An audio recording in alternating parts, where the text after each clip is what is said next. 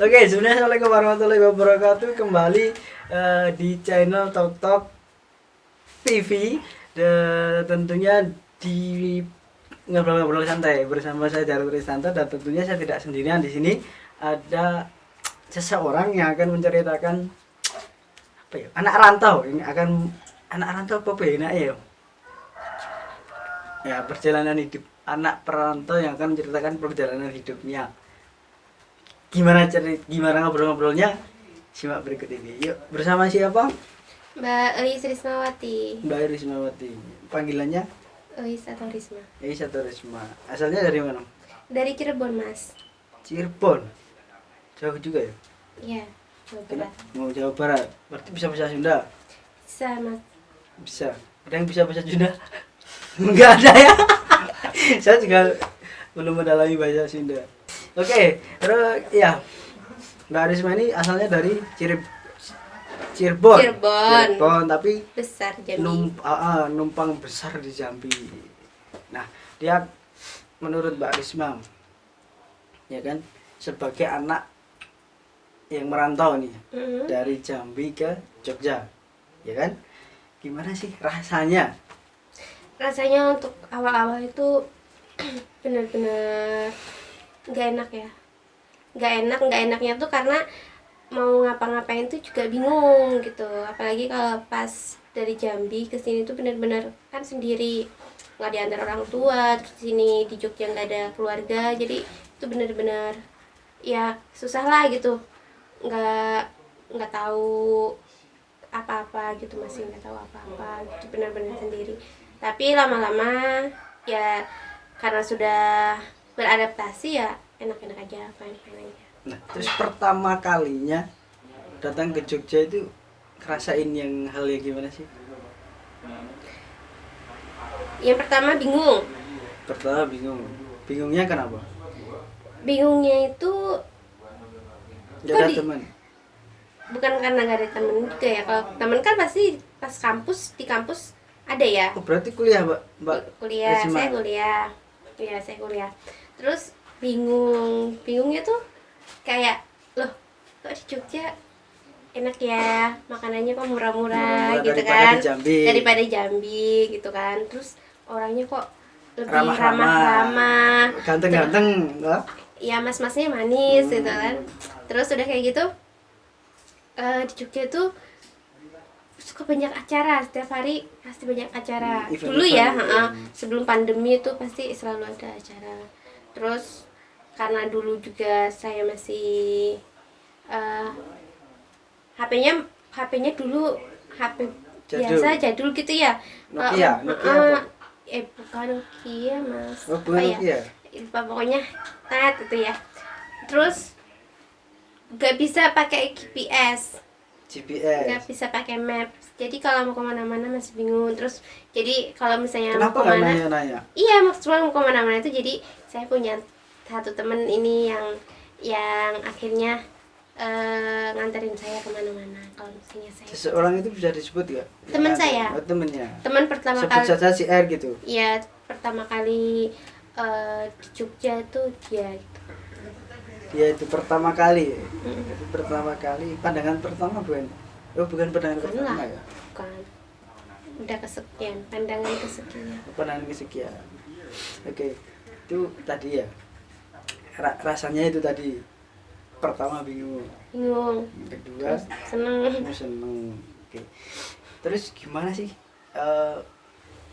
ketika merantau itu, ada gak sih apa ya, hal-hal yang menimpa Mbak Risma ketika Mbak Risma merantau itu, yang kadang hal yang tak terduga, misalnya Banyak ya.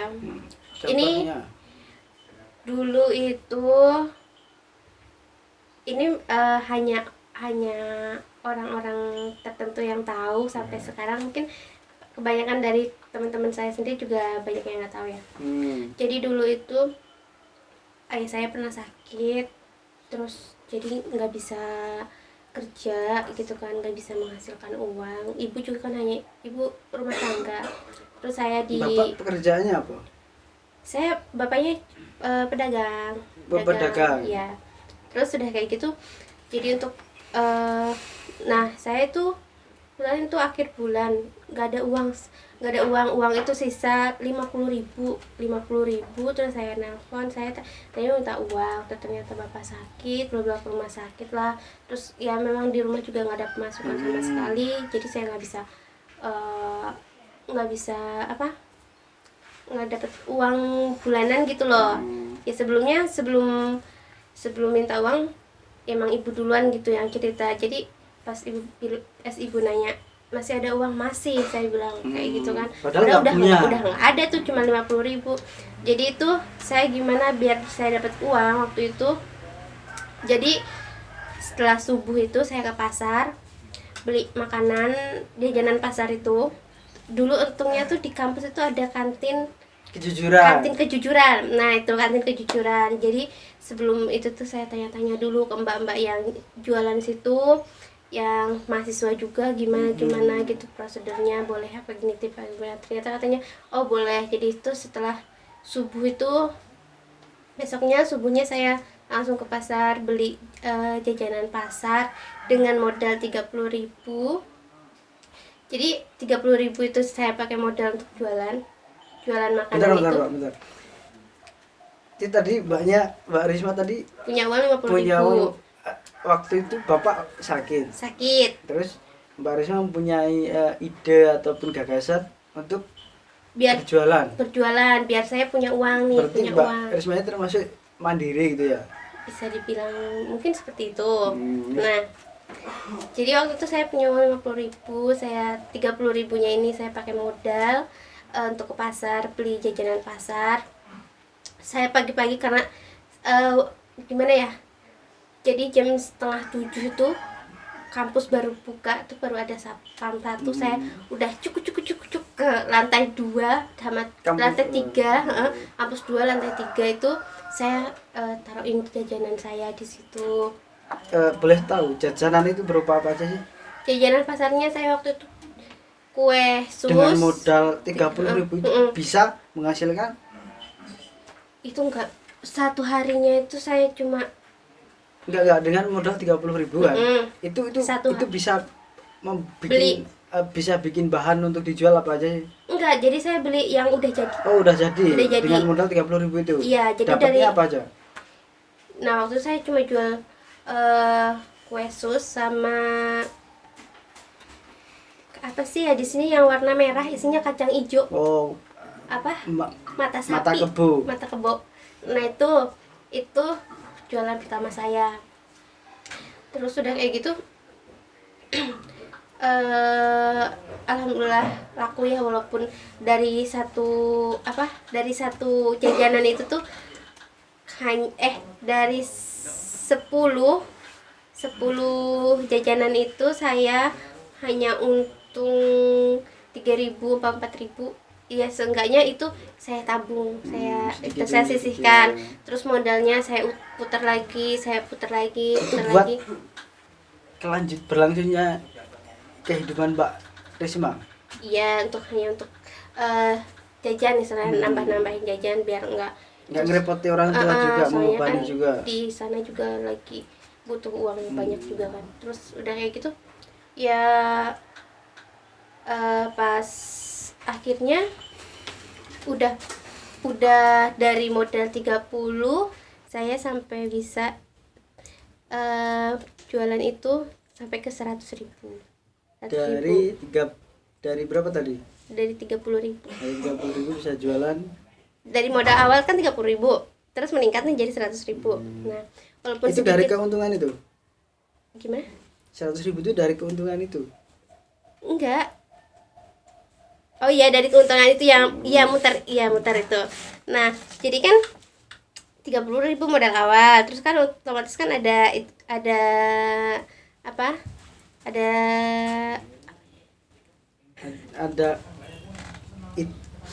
labanya. Laba. Nah itu kan semakin bertambah. Nah dilalah ternyata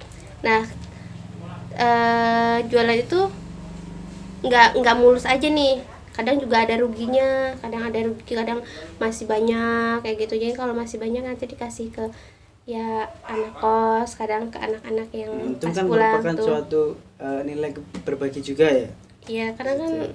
ngerasain ya pas nggak punya Ya siapa apa-apa tahu. terus ngasih aja gitu kan. Siapa tahu kan dengan Mbak Risma apa namanya berbagi itu kan rezekinya dilancarkan kan. Amin. Kan kita nggak ada mata. Terus gimana sih? Terus udah kayak gitu ternyata pas udah enjoy nih jualan situ, tadinya mau di semakin banyak itu makin macem-macem, ternyata ada keputusan kalau udah nggak boleh buka jualan lagi di kantin kejujuran itu. Nah. Ya udah. Terus perasaannya gimana sih dari perjuangan yang bangun pagi terus menjajakan jajanannya ya di kantin kejujuran, terus tiba-tiba kantinnya itu ditutup. Iya, pertama sedih sih ya. Sedih. Sedihnya ya walaupun pada akhirnya waktu itu saya juga dapat kiriman lagi gitu kan. Jadi kayak ya harus ngapain nih gitu kan. Udah rasanya udah enak nih dapat uang walaupun sedikit kayak gitu kan. Ya sedih aja. Terus banyak mbak-mbak yang lain juga jadi yang tadinya bergantung di makanan itu gitu, dari uang hasil penjualan itu juga jadi pada bingung, apalagi ada yang sudah berkeluarga gitu kan, itu lebih kasihan lagi kalau menurut saya gitu. Nah, menjadi anak rantau itu kan nggak segampang yang kita pikirkan dan juga kita bayangkan gitu kan. Jadi rataan rantau itu enak, apa-apa bisa tuh. Ternyata dengan ceritanya Mbak Risma ini menjadi kayak gimana ya kata-katanya ya, menjadi Ya tidak seperti yang dibayangkan banyak orang, kecuali memang dari keluarga yang mempunyai gitu ya, keluarga yang berada lebih gitu. Nah, gitu. Kan rantau ini bicara tentang merantau itu kan ada yang dia berpikir untuk mengejar suatu kesuksesannya, bisa juga untuk karirnya. Nah, kalau dari Mbak Risma sendiri, merantau itu untuk apa sih? Iya, yang pertama karena merantau tujuan pertamanya itu tadinya kuliah kan, memang di sini saya kuliah. Kuliah. Terus yang kedua juga ya nambah pengalaman, Mas. Nambah pengalaman. Iya, pengalaman hidup untuk cerita di masa yang akan kerasnya datang hidup gitu kan. di kota orang itu seperti apa? Iya, terus jauh dari orang tua itu jadinya harus seperti apa, bersikap, ya pokoknya semuanya. Berarti kan itu merupakan pembentukan diri Mbak Risma sendiri untuk nantinya supaya kedepannya itu nggak pokoknya bisa melewati semua hal dari merantau itu tadi. Terus baik, kalau tadi tujuannya kuliah, nah kenapa harus kuliah di Jogja? Apa yang waktu itu menjadi pikiran Mbak Risma sehingga Mbak Risma harus memutuskan untuk aku merantau di Jogja aja lah? Kan banyak ya universitas, nggak cuma di Jogja tapi Bandung juga ada, Medan juga ada, Solo juga ada. Kenapa Mbak Risma ini ibaratnya ya tertarik untuk kuliah di Jogja? Awalnya itu nggak bermaksud untuk ke Jogja ya, karena dulu itu inginnya itu Bandung tujuan. Pokoknya tujuannya ITB. Iya, mungkin Unpad sih waktu itu saya nyari mau pengennya ke Unpad, Universitas Pajajaran. Di Bandung. Unpad, tapi ya mungkin memang rezekinya di Jogja ya udah. Yang di Bandung itu kan saya karena minim informasi nih, dulu minim informasi banget, jadi nggak ada nyari kampus lain gitu loh. Pokoknya tujuannya itu ya itu yang saya mau itu harus saya dapat. Nah itu tipikal saya orangnya seperti itu gitu. Apa yang saya mau saya harus dapat. Tapi ternyata kan nggak lolos nih, SB nggak lolos, SN nggak lolos gitu kan. Terus kalau misalnya jalur mandiri itu nggak mungkin deh kayaknya, maksudnya Kenapa nggak mungkin loh? nggak mungkin. Jurusan yang saya mau itu jurusan orang-orang yang memang kalau masuk ke situ pasti dia selain otaknya di materinya juga dia harus harus apa ya, harus mampu gitu loh. Nah saya mikir lagi, orang tua saya nggak mungkin nih bisa menyiapkan uang segini, terus nggak mungkin nih orang tua saya nanti per semesternya segini kalau saya terus memaksakan kehendak saya. Terus ya udah, tadinya saya mau berhenti dulu buat nggak langsung lanjut kuliah kan, tapi bapak bilang nggak apa-apa, kuliah aja. Nah ternyata udah banyak karena saya udah kayak ya udah keinginan saya nggak tercapai nih, jadi udah agak malas gitu loh. Terus tapi dari pihak orang tua menyarankan saya untuk kuliah, ya udah saya cari informasi udah banyak kok kampus yang tutup, termasuk kampus swasta juga udah banyak tutup. Ada satu kakak tingkat alumni sekolah saya tuh bilang, katanya, "Dek, di Jogja aja ini ada perpanjangan pendaftaran," katanya. Terus ya udah akhirnya di situ. Oke, kan merantau ya tadi ya, bicarakan tentang merantau. Di dalam suatu merantau kan ada sukanya, ada dukanya. Nah, kalau Mbak Risma sendiri, sukanya itu apa ketika merantau dan dukanya apa ketika merantau? Sukanya yang pertama karena saya di Jambi itu kan tempat transmigrasi ya, otomatis jauh dari mana-mana kayak gitu. Terus banyak hutan sawit kayak gitu kan, perkebunan sawit. Jadi pas merantau ke kota itu benar-benar kayak ya seneng aja gitu, kayak bebas dalam artian nggak, kalau di sana dulu itu nggak bisa keluar malam. Nah Di Jogja bisa keluar malam? keluar malam dalam artian ya sharing-sharing sama sesama mahasiswa kan, pokoknya banyak lah gitu kan. Terus banyak hal-hal yang nggak saya temukan di kampung halaman, saya temukan di sini gitu. Sukanya itu. Terus dukanya? Banyak. Untuk dukanya sendiri ya jelas jauh dari orang tua itu nggak enak ya. Enak. Walaupun misalnya di rumah itu kadang pasti ada hal dari misalnya dari ibu harus kayak gini, tapi ketika di rantau itu malah hal yang dirindukan gitu. Terus ya pasti orang tua sih yang diberatkan kayak gitu kan, jauh dari orang tua itu nggak enak kalau menurut saya. Walaupun di sini misalnya makan setiap hari ayam, ya lebih baik di sana makan tempe tahu sama orang tua, kalau diibaratkan seperti itu. Tapi kembali lagi nih, tujuan saya ke sini untuk apa? Tujuan saya untuk kuliah untuk apa? Untuk mensejahterakan keluarga saya nantinya. Tentunya gitu. mengangkat Untuk orang derajat tua, iya. Orang tua juga. Iya, seperti itu. Ketika anaknya berhasil, Orang maka tua orang tua senang. bahkan yang diinginkan oleh orang tua itu sebenarnya bukan Mbak Risma mengasih materi uang sebanyak-banyaknya, tapi kesuksesan Mbak Risma sendiri yang menjadikan obat mereka gitu. Oke. Terus kan tadi dibilangin apa dukanya tadi? Saya lupa. Dukanya tadi Iya, itu jauh dari orang tua itu. jauh dari orang tua. Dan ada hal yang justru malah kalau dirantau, hal yang dirindukan itu Ya misalnya omelan dari orang tua gitu gitu. kan, dari mama itu masakan gitu, orang tua kayak gimana gitu kan gitu. Kalau di rantau itu kan masak sendiri, kadang kan Nah, justru kan beli. malah itu bagus ketika Iya. merantau kan ya pembentukan diri tadi ya pertama, terus kemudian jadi malah tambah dewasa terutama itu. Terus kenapa kan tadi dibilang apa ya, yang dukanya tadi saya lupa ya. Ada yang Ya udahlah, itu kita lanjut. Saya agak lupa nih.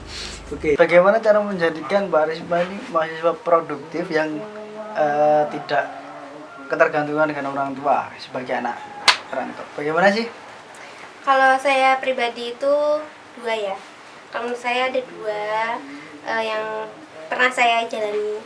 Yang pertama itu mengikuti organisasi. Nah kebetulan saya itu ikut teater waktu itu. Sebenarnya kok bisa? Yang pertama tadi organisasi. Alasannya apa?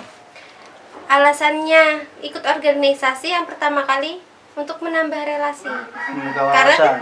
iya, karena kan saya juga nggak ada saudara, nggak ada itu. Jadi bagaimana biar saya nggak ngerasa kesepian, nggak ngerasa sendiri, ya saya ikut organisasi. Itu tujuan yang awal banget. Sama biar saya bisa berani berbicara Di ke depan orang gitu.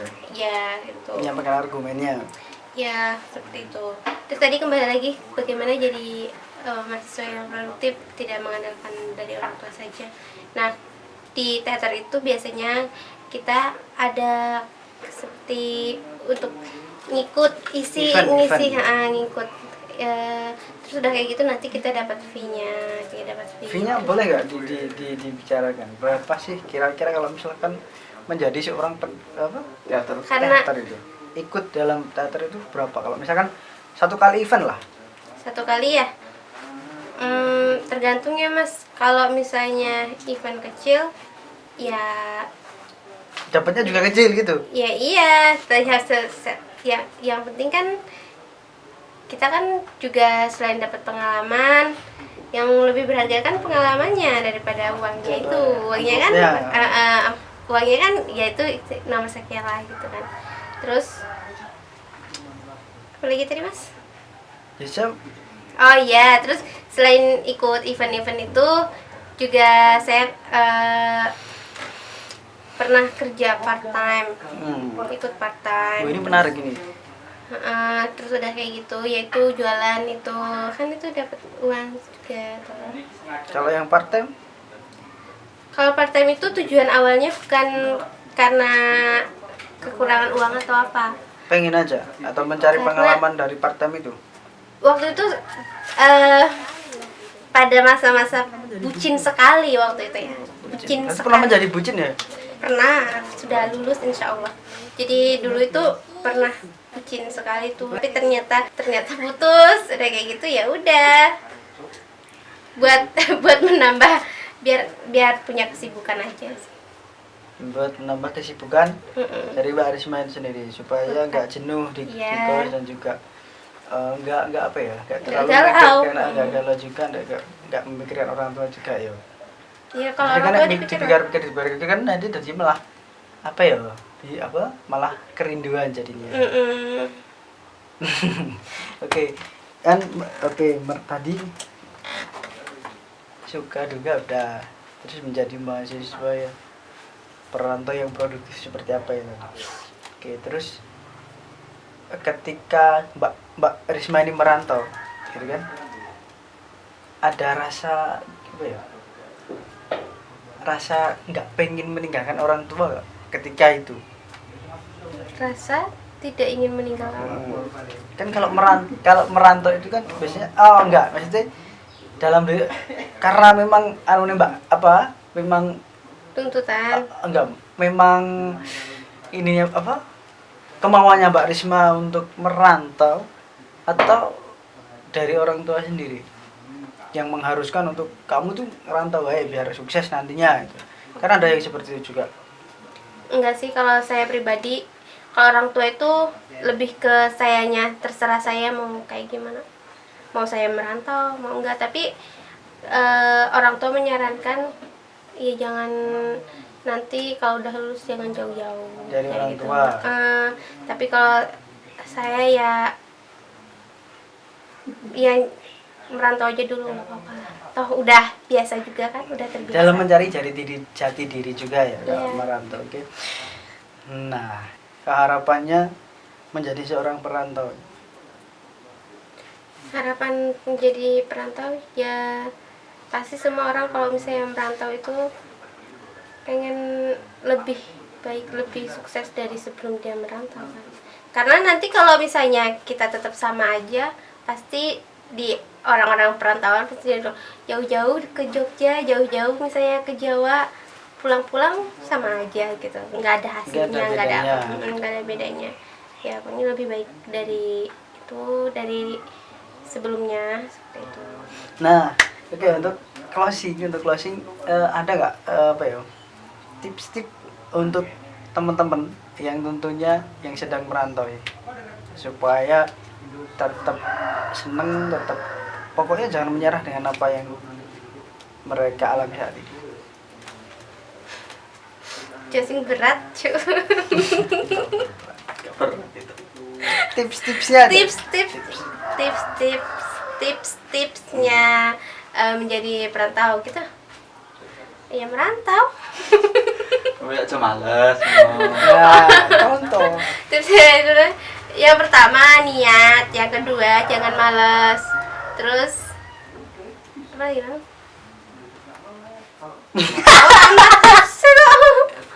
Ada ya ketika biar seneng itu gimana? Biar seneng. Mana susah terus itu loh. Aku udah susah terus. Refreshing lah sekali-sekali. Iya. Jalan-jalan gitu. Di sini aja ya, di sini ya. Maksudnya di Jogja, bukan tempat lain, bukan tempat lain kan. Oke, tips-tipsnya biar jadi anak perantau tapi tetap senang itu. Yang pertama itu ya tentunya bersyukur ya. Pokoknya bersyukur. Kalau misalnya jadi mahasiswa itu tuh anak perantau, misalnya anak kosan, walaupun makannya cuma sama mie instan atau telur ceplok itu, ya seneng-seneng aja sih kalau saya mah pribadi. Kumaha sih? Ih, ngomongnya gimana? Udah apa gitu. Nggak tahu. Intinya nikmatin. Iya, nikmatin aja hidupnya gitu, nikmatin, nggak usah terlalu dibawa beban. Kalau misalnya dibawa beban ya itu nanti kepikiran, malah jadi ke badan juga nggak enak, kepikiran juga ke otak nggak enak, punya ke semuanya nggak enak. Punya udah lost kayak aja gitu. Kayak gitu. Pokoknya semua ada yang ngatur, pokoknya jalanin, targetnya apa itu dicapai. Tapi jangan lupa untuk kebahagiaan diri sendiri ya, bisa sekali-sekali refreshing. Nggak usah jauh-jauh, kalau di Jogja mah tinggal ke alun-alun atau ke Malioboro itu udah seneng, beli cilok dah Bulan. Oke, itu ya tadi teman-teman semuanya udah pada menyaksikan dan juga udah tentunya udah mendengar juga apa yang dibicarakan kita tadi. Udah banyak sekali tentang merantau tadi ya. Oh banyak, ada tip, ada apa lagi, suka duka, pokoknya banyak. Nah pesannya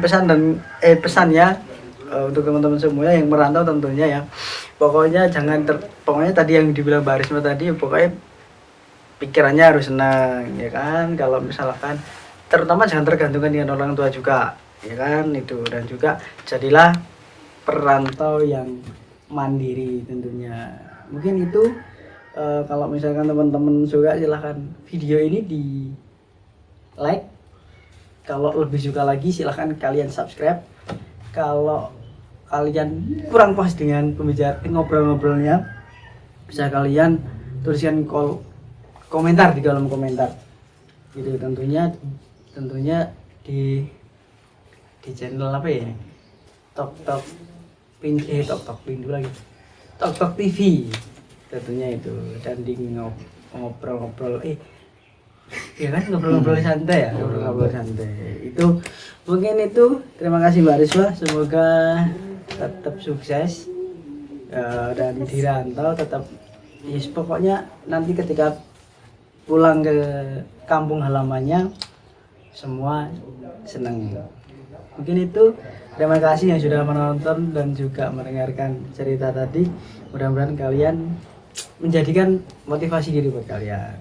Mungkin itu yang dapat kita perlakukan, kurang lebihnya mohon maaf. Saya akhiri, wassalamualaikum warahmatullahi wabarakatuh.